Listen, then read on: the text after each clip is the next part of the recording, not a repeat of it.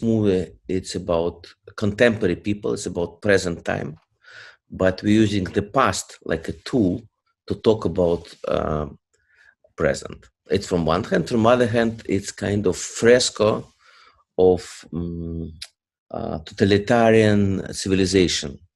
And because I was born in USSR, I can speak only about country, what I know, and about situation, what I know. That's why we're speaking about Russia. It could be also Germany or Africa or fairy tale.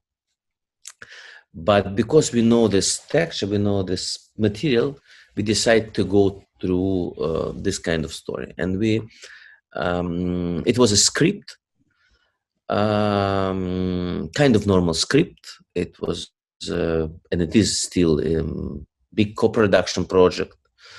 It's co-production between France, Germany, Sweden, Ukraine, and Russia.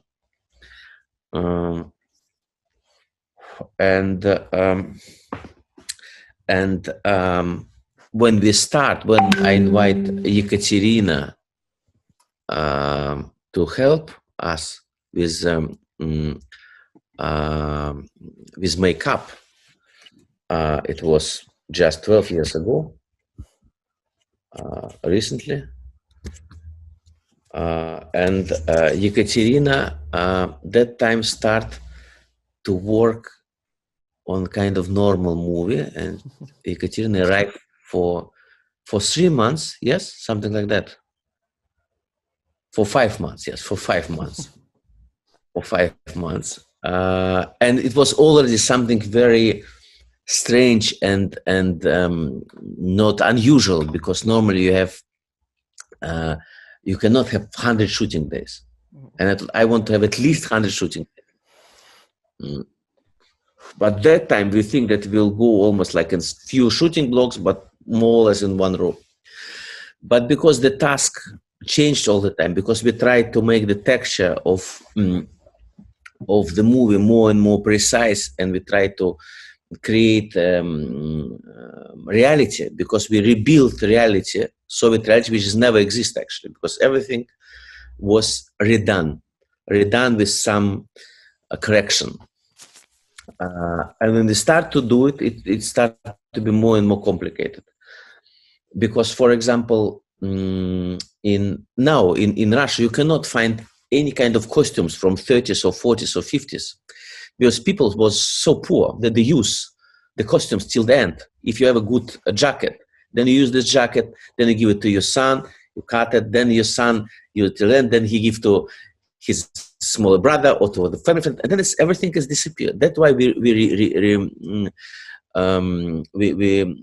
create and then produce more than 40,000 pieces of costumes, for example, historical costumes, with very different stylistic for different blocks. The idea was that for the first movie, that it's divided to three parts: St. Petersburg 20s, Kharkov 30s, and then Moscow end of 30s, 40s, 50s, 60s. And for 3 shooting blocks, we have different production designers, different director of photography, different costume designers, because each period of time was done with different artistic decision. And in some point, we understood that probably just the improvisation, and we don't have professional actors in this movie, we have only unprofessional actors. We decide to go with unprofessional actors with a lot of improvisation, because if you go, Andrea, if you go with a normal script, then you need better to have professional actors, because for unprofessional actors is more complicated. Then you make limitation for them; they cannot be themselves. And the main idea was to have different people, different personalities, sometimes very big personalities, sometimes very simple people, but also big personalities from other hand, to show the characters of them and the social nature of them. And step by step, from the usual improvisation, we decide that probably it's better to create a space where people can live and spend time. Also, on the days when we didn't shoot anything, they just need to rehearse. What's the meaning of rehearsal? Just to have a life. They rehearse to be somebody else, and this being somebody else is in a way possibility to be themselves, because it's you, but not you, because you're losing your social responsibility. We create the big set, 13,000 square meters, where for more than 2 years, people work and live in another time. The Institute, Moscow Institute, secret Moscow Institute, what we built, in the script exists from 1938 till 1968, 30 years. And all the time, for this more than 2 years, when this 30 years happened, all the time on the set was another time. Nobody came inside the set with anything contemporary. It was a checkpoint, it was checked. You need to change everything, even underwear. If you're a woman, you cannot come with a Tampax, for example. It's nothing remind you about the present time. Your biography moved 50, 60 years back on time. You normally keep your name, you keep your profession, or we just adjust it to the historical time.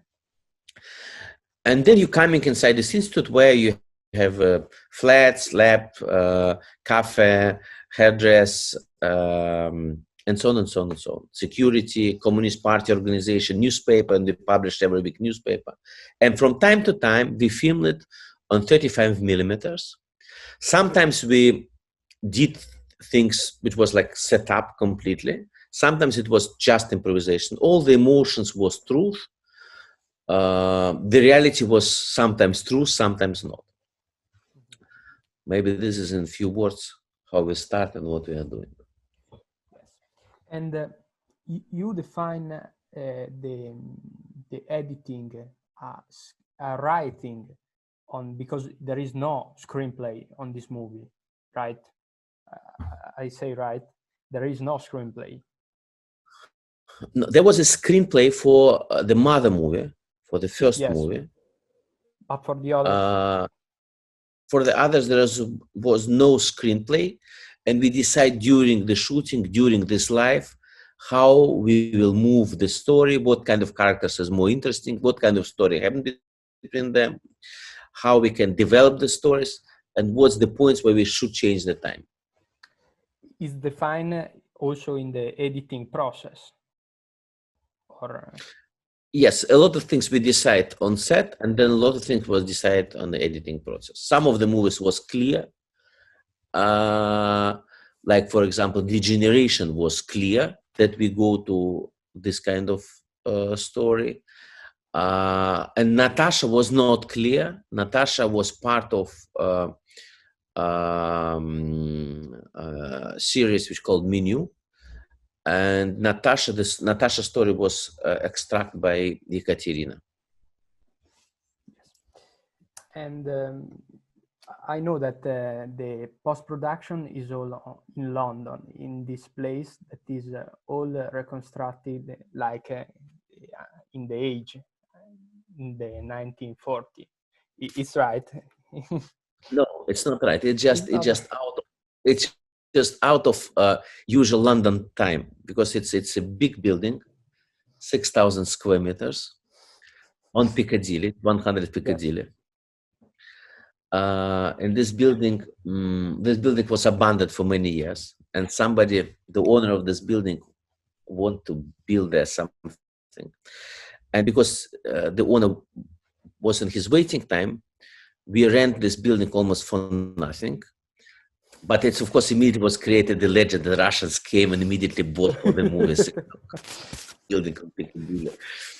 And we changed it a bit because for us it was important also to have kind of life there. and because it's Piccadilly and a lot of homeless people, a lot of strange people around, we also should have some security, you know. But because British security is so expensive, we find Russian security. Who was the Russian security? It was ex-Soviet KGB officers who left Russia or Georgia or Ukraine. Then they came to UK to make some money because they don't speak English. What they can do, they can work only on the construction. And for me, it was perfect that they don't speak English. And I decided to invite them because they cost 3 times cheaper than British security, but there's real guys. And they don't need to know English. They just ask a few words, name, stay here, we'll make a photo. And we give them gray costumes because Soviet and Russian people, we love gray color. We think it's very fancy. And because these people was real guys, when you're coming in this building, first people who you see, it's 2 Soviet guys who don't speak English, who is very strict because they don't want to lose the job. And they ask about your name, they make your photo. And then, of course, it's starting to be something else because you cannot expect it in the middle of London. And it was like sometimes technical things, or like because people stay there for long, we create a cafe there. And what kind of food we can do.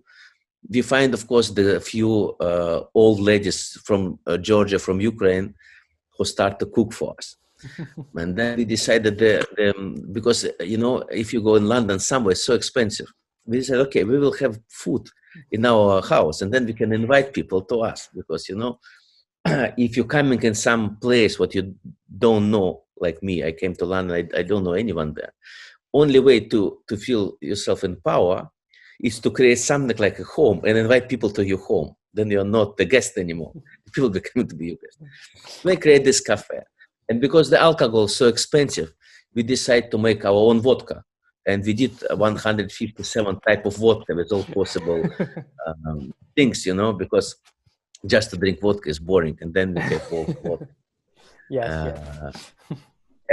Also, you know, then the shamans who was part of our movie, Yes. Shamans from Siberia, they do rituals there, and they kill the deer, the animal, a couple of times a year. Then they cut the deer, and the people who they respect, they send a different part of this deer. And the people who they respect most, they're sending vagina and the penis. And because they respect us for real, they send us 2 vagina and 3 penis per year. What you can do is that you make a vodka on that. That's why we have vagina vodka and penis vodka. We also have nice cucumber vodka, and all possible fruits, paper, and then we have quite a strange amount of vodka. Then the people who came, they can. Then because we have so many movies, we need to create different edit rooms. And when understood to rent something is much more expensive than just to buy it and to build it. Then we built more than 30 edit rooms. It was the biggest post-production house in London. Then if you make that, then you need to watch something. You need to watch movies. Then, of course, it's cheaper to make your own cinema. But if you do that, because people who work, they spend so much time, they also want to have rooms, edit rooms, less official, more real. And then we start to collect all our furniture. And then step by step, it's become to be a very strange place. But for us, it was just a working place where we just work. Beautiful. And a personal question. What do you want to communicate with this project in particular? What do you want to share with the people who watch this movie? Difficult question. I want to share this kind of group portrait of kind of group portrait of not the civilization, group portrait of human beings very different human beings, Mm-hmm. successful and unsuccessful, rich and poor, talented and not. And to create a possibility for the viewer, for the audience, to make a zoom and to zoom to some parts of the human nature, what you cannot always see in real life, because sometimes and very often it's just out of our picture. What we want to communicate, we want to give possibility to see something about yourself, depend who you are. Yes. And there was no like one sentence that it's about Yes. freedom and totalitarianism. And no, you Yes. can look at it from different sides. It's kind of quantum model of something. And if you look from the different side, you see different pictures. Mm-hmm. Yes. You consider that your movie is a documentary because there No, are I never a considered that. line between fiction and reality. What do you Yes. consider your movie? Look, it's like You how I call can me consider this conversation. Is this movie this conversation? In fact, Yes. this is the movie, right? And Yes. now, what everybody doing? They're making movie online. You know, it's like Zoom movies. Is it movies? What we're doing now? Is it documentary? Of course, it's documentary. Yes. And is it, or it's just a conversation? You know, it's all these borders is unclear now. It's a documentation of fiction situation where the people have real emotions. Mm-hmm. Yes. Yes, because it's quite difficult to understand a genre or something to talk about this movie. And I perfectly When you agree talk about with movie, the movie is always fiction. you. The matrix is always real, Yes. even when it's done fiction, because then is a fiction part of this real step. Mm-hmm. And let's talk with Miss Yekaterina about his life in this project, because I read now is a producer, a makeup department, director, and participants of the project, right? I can say Yekaterina is the person who came. Yekaterina is a very famous German, Russian-born, but German, because Yekaterina spent most of her life in Germany, makeup artist with Emmy prizes, with all the possible awards and so on. Yes. And she came to work with makeup, and then she created few unique, I think, discoveries in makeup, also with aging makeup. And at some point, she was more and more involved in a project, and then she switched her activity to the director's activity, editing activities. And Yekaterina, I think, one of the most experienced editing directors, because she spent last 9 years to edit 7 days a week. No? Yes. Okay. How do you affront this this great work and so big period of your life in this project? I mean, hi, first of all, to everyone. I think I am working on this project since 12 years now, so this is a big chunk of my life. This is so that's why, of course, the project became kind of really much more than just work to me. I don't know. I think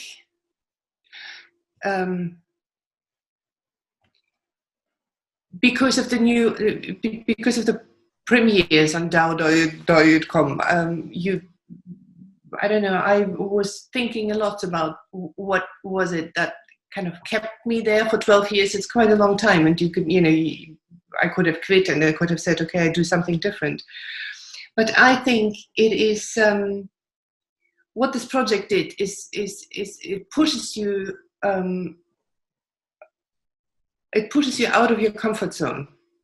And this is something that I find challenging. I know there are lots of people, they find it uncomfortable or they don't want to. I think this is for me one of the main reasons that you have you can't stay still. You have to move forward. And this is, I truly believe that this project has done this to all the participants there, to all the, to all the actors or not actors, so all the people they lived in the institute and the whole crew during the filming and even in the post-production as well. So because the tasks were always like almost not possible to achieve, and you never know where you end up. And this is something that is for me, I think, something that still keeps me going. So that's, and I have to say, I've never lived inside the institute. So I had always my flat outside the institute, and I was one of the people who came and leave, the inside. Yes. Can we talk about the first movie that will be released at festival Berlinale, DAU Natasha and DAU The Generation, that came out first of all on the site? Why do you choose to see the movie on this site, to rent this movie, the possibility to rent this movie on this website? Why you choose this and not cinematographic release? I think because not for all. Yes, not for all. Yes, not for all. Sure. And some country have denied the possibility to show this movie on cinema. Maybe The Generation or Natasha. No, it's not true. Not true. No, it's not true. It's just in United Kingdom, you cannot show. We should cut out 35 seconds from the Pig's Lottery. That was the only thing what was not possible to show in UK. Yes. In other countries, it will be funny if in Germany or in France they will ask us to cut it, because they eat so much pigs and they're killing probably a few tens of millions kids. This reminds me a movie, an Italian movie, maybe you saw it, Novecento, Bernardo Bertolucci. Of course, yes. That she. But it's not. I mean, it's Natasha is. You can watch it everywhere, and all this mythology about Natasha who was raped. It's of course a bullshit. And Natasha being on the premiere in Berlin, she was in a press conference, and she interviewed. Yes. But the people keep talking about because they prefer to believe in mythology. What for me is absolutely fine.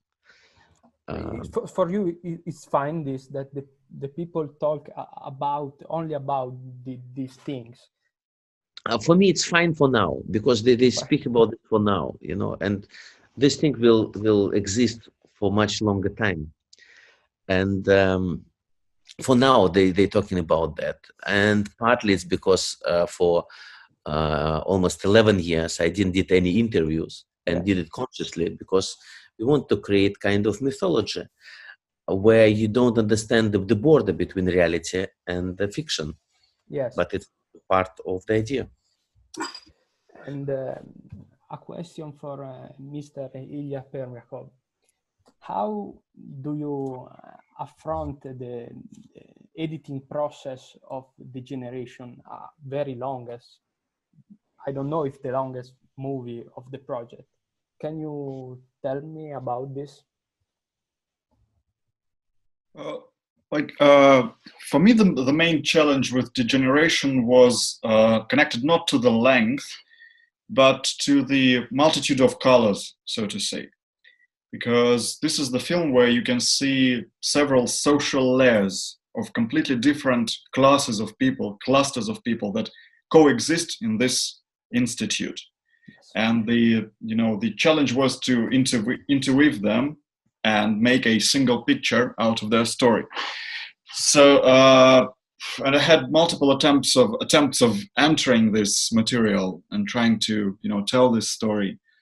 And for me, well, as far as this process was half conscious and intellectual, half unconscious, because I can now reconstruct and imagine and invent things how it happened, but I don't know for sure. Yes. But anyway, if I reconstruct, I would say that I had two entry points. One would be that I started making small kind of epigraph scenes where you have a voiceover of one of the characters. And in a way, I was editing small little poems, which are entries to each episode, each chapter of this epic story. So I went through this loophole, and another entry point for me would be to make cards. So I had just paper cards which were attached on the wall, and they were of different colors. For example, the cluster of KGB characters would be red, the neo-Nazis would be blue at random, scientists would be green, the foreign visitors would be orange, and so on and so forth. And sometimes, when you have a scene where different social groups are interacting, the cards would be of different colors. And gradually I had, like hundreds of these cards on my wall, and I tried different combinations in order to construct this big structure. Because really, I had to work with, I don't know, maybe 120, 180, 150 hours of the initial rushes. And then these were all kind of mind games, which were useful, absolutely important entry points. But then in the end, everything came to, the actual working process of endless trials. You have this draft, what works in this combination, what doesn't work, which variant of the story is more energetic, which is less energetic, and gradually, step by step, and it took a lot of time, to be honest, to make this picture, somehow all the elements of the jigsaw puzzle came together, and then the big canvas emerged. That's the method, I would say. How many years work on the editing? I think more or less. I think between 2.5 and 3. 2.5, 3. Yes. And it's not true. More. How many years you worked on that? Because it still continues, there are some variations. It's possible that there will be another version, because we have, like, the first version was 12 hours long. 12. Yes, it had 12 different. The first version was first version was, I think, 2013. Yes. Probably yes. And then we just spent if you just combined 24 hours working 7 days a week, then it will be just 2-3 years. If you do it in normal way, it will be longer, because there was a pauses. Then Ilya switched to other movies. Then he came back. It was a process. Mm-hmm. And let's talk about the exhibition of the last year, if I'm not wrong, last year in Paris. Why choose to do an exhibition of your project? What? We want to create some space where people can be out of the usual everyday life, where they can spend enough time and get enough time for impressions and for reflection, where they're coming somewhere where the rules is a bit different, and something starting to happen with them. And for that, we need to have a physical space and physical duration that you can come out and come in 24 hours, 7 days a week, to feel something, to watch something, to drink something, to get something what you cannot expect. The rules was very simple in Paris. You're getting visa, because you cannot buy just normal ticket. You need to apply for visa. Then you're getting visa, like if you go to the country, it's a plastic card.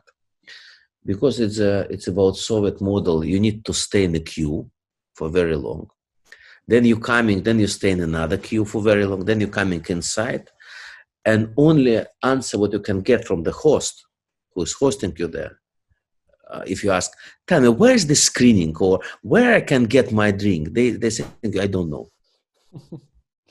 That you're coming to quite a big place. It was 2 huge theaters in the middle of Paris. And then you're lost. In the beginning, it's very disappointing and uncomfortable because saying, wait a second, I pay for my ticket. I don't understand why. Because you're a consumer. You want to be served. You have this habit to be served. But you're not served there. You have a screening simultaneously in different places. The screening is going almost non-stop. You can come inside and go out. You have people who live there. You have like Chechenian family. You have a philosophical discussion. You have a shamans who do the rituals and the healing. People love it, and they also stay in the queue. And then they stay 2 hours in the queue, and then the shaman saying, "I'm tired." No, wait a second. I came here. I want to get my shaman ritual, but the shaman says. Then you have a concert, and you never know when the concert will start and who is the people who doing the concert. And sometimes it was very famous people, and you don't know. Or like we have installation from Romeo Castellucci, who also part of the movie. Yes. And Romeo did a small installation somewhere. We need to go there, and maybe from this 40,000 people who visit our exhibition, maybe just few hundred saw it. Because nobody give you like a map where you can get, you have a map with the numbers, but you have kind of map, but you don't know what time, what's happened. And you cannot, you need to invest your time to understand. And then you need to make a decision what actually you want, because everything is happening simultaneously. And it was, for example, in the cafe, we have a vodka and beer and some food. And vodka, for example, was in the morning 15 euro, then 2 hours later 1 euro, then 3 hours later 5 euro, then 20 euro, then back 1 euro. And when it was 25 euro, people came, why is it so expensive? When it became to 1 euro, they drink it without. Then, excuse me, why it's back 20 euro? No, wait a second, but why you was not surprised it was 1 euro? And this kind of no logic and everything in the movement. It was part of the rules that you not control it. You're not consumer anymore. You're just part of something. And then some people was very unhappy with that. Some people start to be addicted from that, and they start to spend their time. Some people start to live there. They just sleep on the concrete steps, and then become to be like home animals. And there was also spiritual listeners. It was like booths where you can talk to some people. People ask you questions, just ask you questions.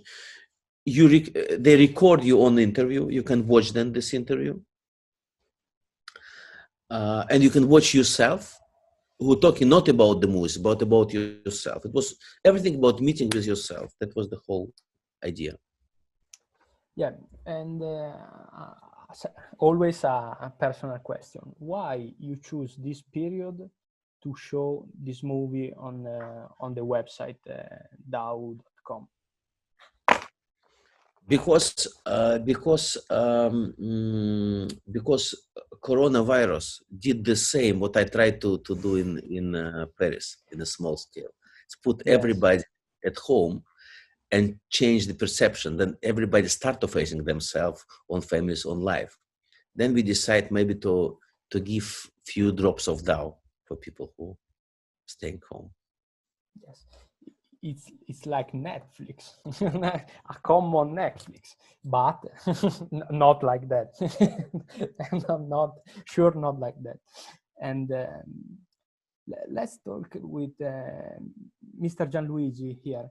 Is an Italian writer, write a book on this, is inspired by this project. Can you talk me about this? So basically, I'm very happy to meet again Ilya after all this time. I was basically I I can say that this project in a way changed my life, maybe in a way that wasn't totally expected.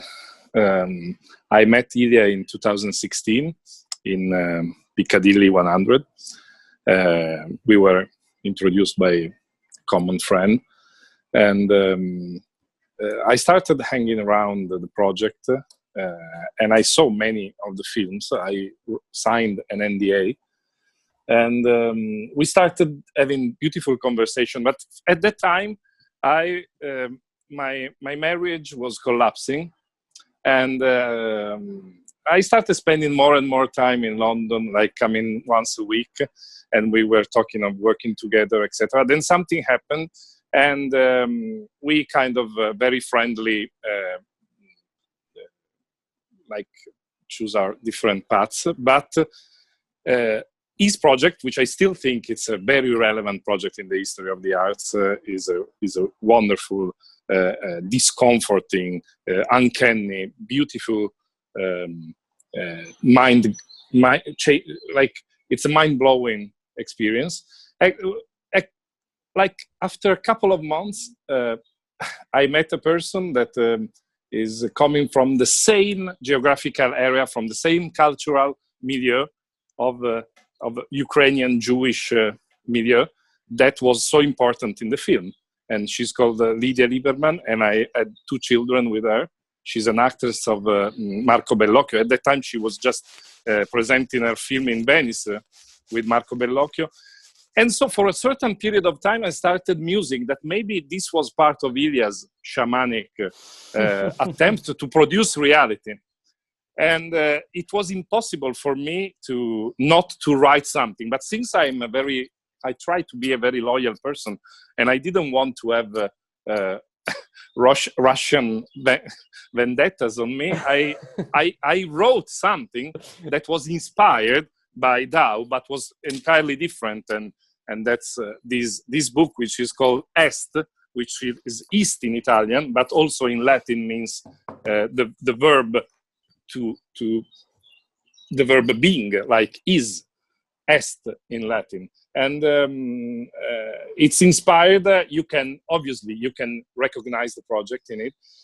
But what happened is that before meeting Ilya, I had nothing to do with Russian, apart from Vladimir Nabokov and Joseph Brodsky and Dostoevsky, or the usual stuff, or Tarkovsky. I had nothing to do with the Russian culture.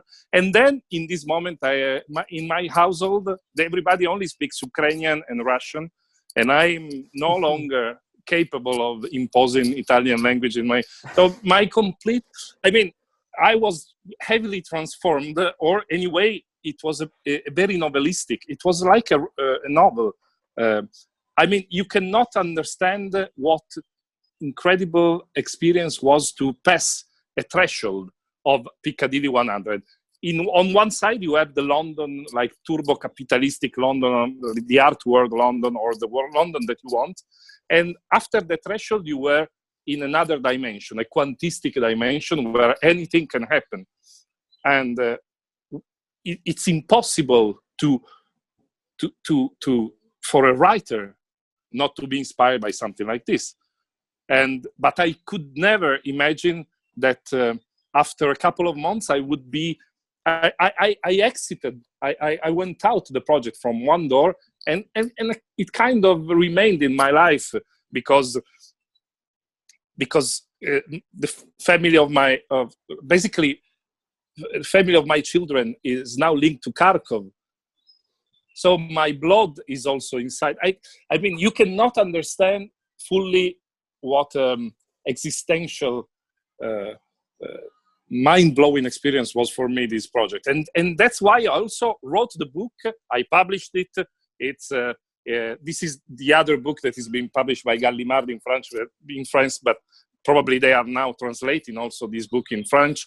But I kind of didn't want to, I let it apart because I didn't, it was like a dream, but a dream that became real. You can see the product, one of the product of the, he is like a sort of Russian soldier of the 20, like an Ussaro.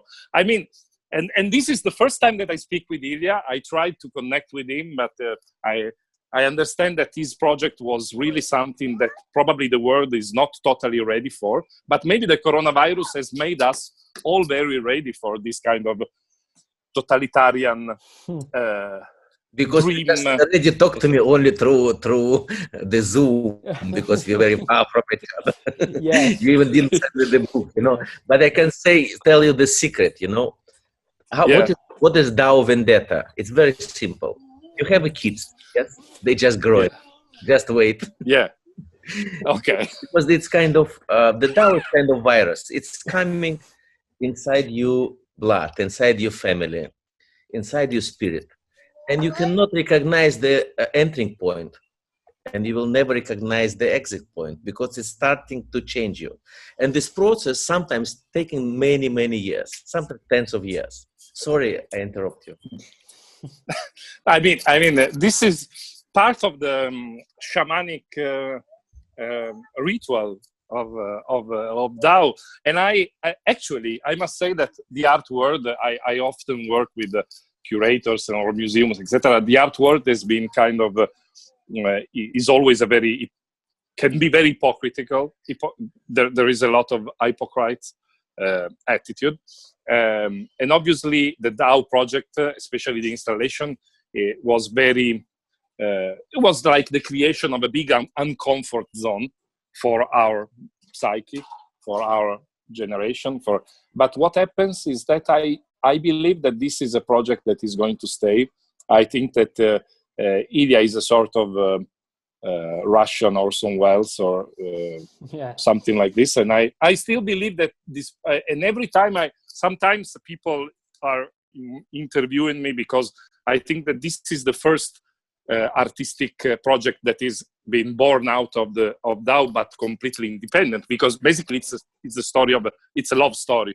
Because what was really intriguing for me was that after a couple of months, I was always dreaming of this DAU project, and then I met this woman that had so many ties. I mean, it's Ukrainian.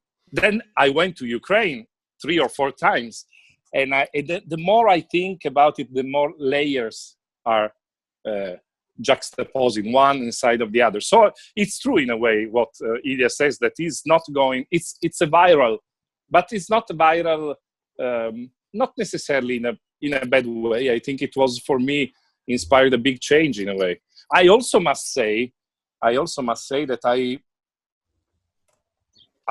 mean, Ilya can be a very tough personality, but also is a very warm person.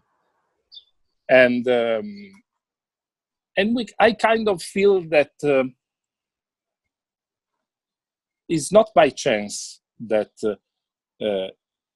now DAU, in this moment after coronavirus, people are feeling that DAU is a project for that people can understand with their hearts. It's a very mellow. It's big mellow. I think it's not an intellectual project. That's what I mean. It's not. It's also intellectual, but it's not an intellectual project. It's a big voyage of the heart into the nightmare of history.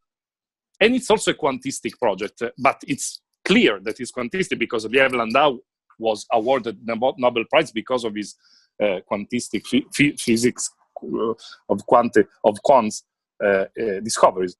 And that's all. I mean, I could talk about this forever, and obviously it's really been, it's really inspiring. I must say that also the films, I saw a lot of episodes of a series.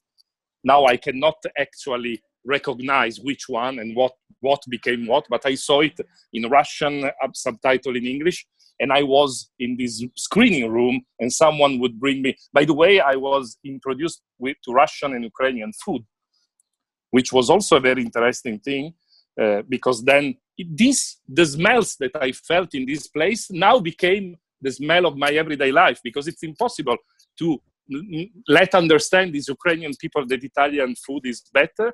So they want to dominate. It's impossible to Libya. is impossible. She always wants to have win over every argument. So I understand that you cannot argue with the Jewish Ukrainian people, and you just have to surrender. But in this surrender, I found a kind of freedom, and that's all I wanted to say. But many more things. Say thank you, each of you, to stay here and to talk about us at this project. Thank you so much. Thank you. Thank you very much, and thank you, Gianluigi. I'm very happy that that DAU now, in a way, live inside your family. And I would like to read your book. But does it exist in English or not? No, it's not very long, so I think someone will translate it very soon. And if someone won't translate it, I will have it translated. But I would like to translate it in Russian. Actually, it would be better. You should do it inside your family. Now you can. Yeah. Now. So thank you. Thank you, everyone. Пока. Спасибо. Thank you.